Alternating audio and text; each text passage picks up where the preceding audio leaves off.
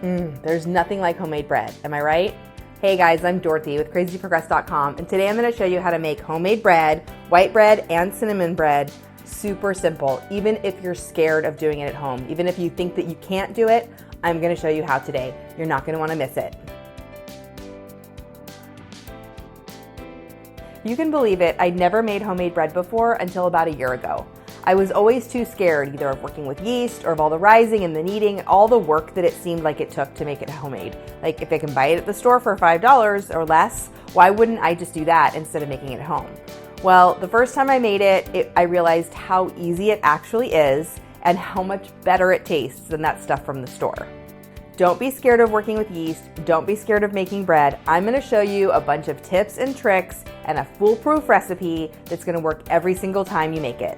I'm going to show you two different kinds of bread today.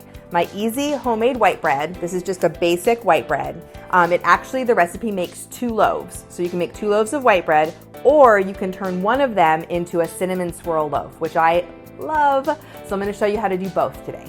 For delicious desserts and easy recipes, be sure to subscribe to my channel. Now let's learn how to make homemade bread. First thing you have to deal with when you're making homemade bread is yeast. And that is something that people are always scared of when it comes to making cinnamon rolls or dinner rolls or bread, is working with yeast. They're worried that they're gonna kill it, that it's not gonna activate, that they're not gonna give it enough rise time, or that it's just scary or like confusing because they've never done it before. And that's what I'm here for. I'm gonna answer all your questions and make it super easy to work with. You're never gonna wanna buy store-bought again. There are a few different kinds of yeast that you're gonna find at the store. You're gonna find active dry yeast, instant yeast, and then there's bread machine yeast and some other ones that you're not gonna worry about.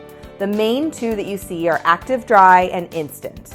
And active dry yeast is always called active dry yeast depending on no matter what brand you're buying.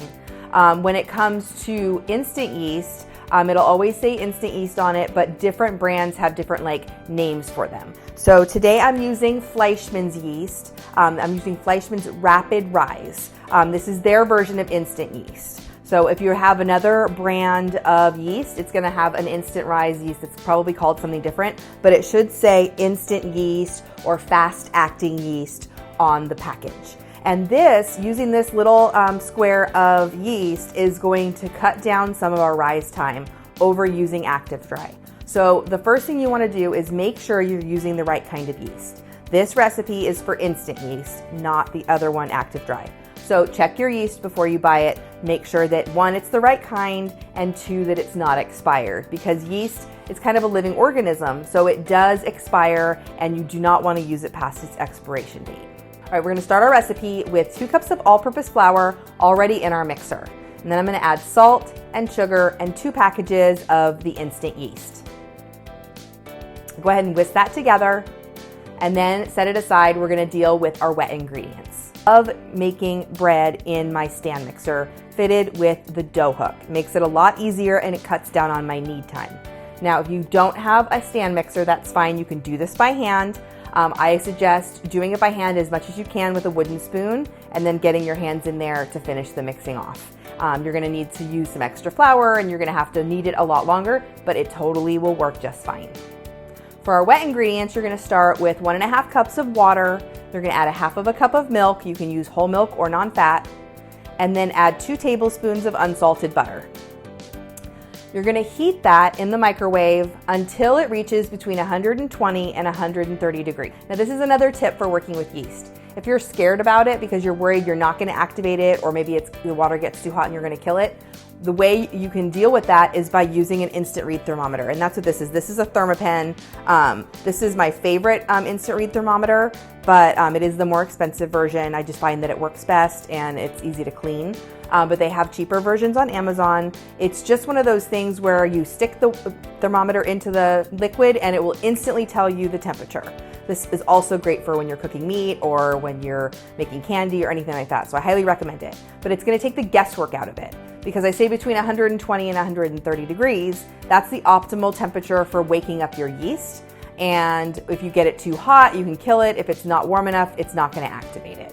So it's really a good idea to have one of these. If you don't have one, I always think hot bath water when I'm heating up my liquids. Now, It's gonna take probably 1.5 to 2 minutes. It depends on, it depends on the heat of your microwave and all that. But I would start with a minute and then go up in 30-second increments until it's between 120 and 130 degrees. The butter's not gonna totally melt, that's totally fine. Then you're gonna add the liquid into the dry mixture.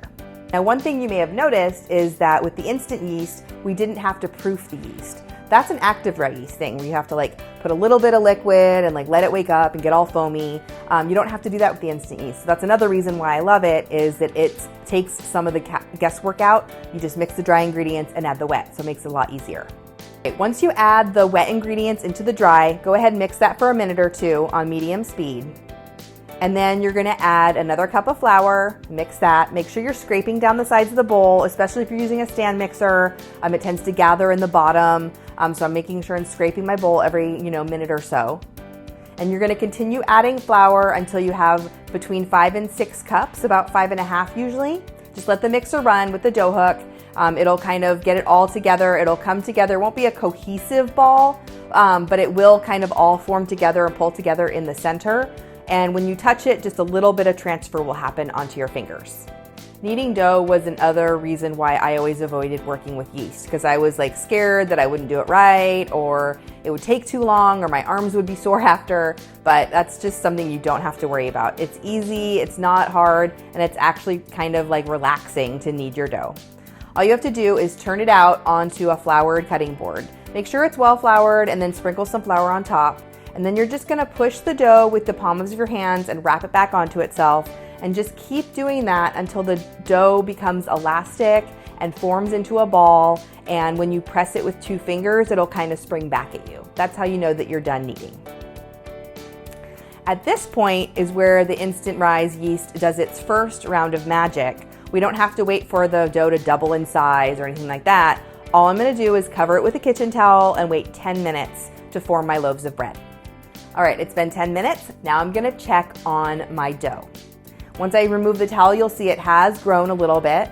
I'm gonna divide it into 2 pieces because this again makes 2 loaves of bread. And we'll work with each loaf separately. So I have 2 9x5 loaf pans, and I'm just gonna spray those with nonstick cooking spray so they're ready for me once I form my bread. To form the loaf of bread, just roll out each half into about 12 by 7 inch rectangle. Just use a rolling pin. It doesn't have to be perfect. For the plain white bread, you're just gonna roll that up and make a nice tight roll of your dough. You're not filling it with anything, although you could. Once you have that first loaf formed, just go ahead and pop it in the pan, and then we're gonna deal with the second loaf. Now this is the one I'm gonna turn into a cinnamon sugar loaf. It's kind of like a cinnamon roll, but a loaf of bread. It's super easy. It's really simple. You could even make this cinnamon raisin if you want. All you have to do is brush the rectangle that you roll out with melted butter and then dust it with cinnamon sugar. Roll it up and add it to the pan. Now this is where you could get super creative. Like I said, you could add raisins or nuts. Even to the plain white loaf, I could see adding garlic powder to make a garlic white bread. Oh, all the possibilities are endless, and I can't wait to make all of those. But these are ready to rest. This is where we have to wait for a little bit because the dough does have to rise. So I'm gonna cover these with a kitchen towel, and I'm going to let them sit for about 45 minutes to an hour until they're nice and puffed and ready to bake. So I'm gonna preheat my oven to 400, and while these are rising, I'm gonna go do the dishes and do some cleanup. All right, now that it's been about an hour, the dough has risen. You can see when I remove the towel that they're nice and puffed, and they're ready to go in the oven. I'm gonna bake these for about 20 to 30 minutes until they're nice and brown on top. So how do you know your bread's done? There's a few different ways you can tell. It's gonna be nice and golden on top. You'll see from this loaf, it's nice and golden. It's kind of hard on the top. When it comes out, it'll be harder on the top. It's nice and dark brown.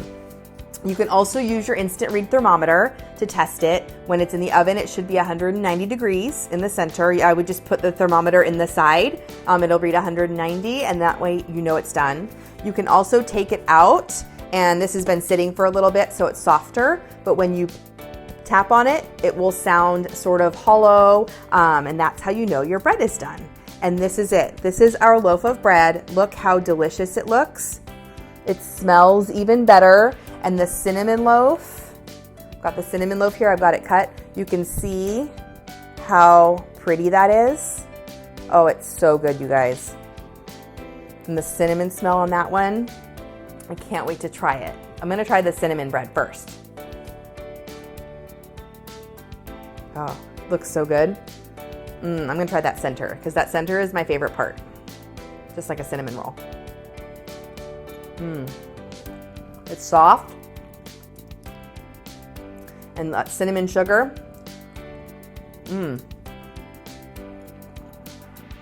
Let's cut the white bread now and see how that one looks. That's that like yeasty bread smell. Look how gorgeous this looks. It's like fluffy and it's still warm with that crust on the outside. This, I mean, it's dangerous, really. It's great sandwich bread, great for toast, or just like this loaf won't last us a day. Do me a favor, leave me a comment and let me know any questions that you have about working with yeast, because I want to alleviate those fears. Everyone needs homemade bread in their life. I'm gonna go enjoy mine while you keep watching. So good, can't wait.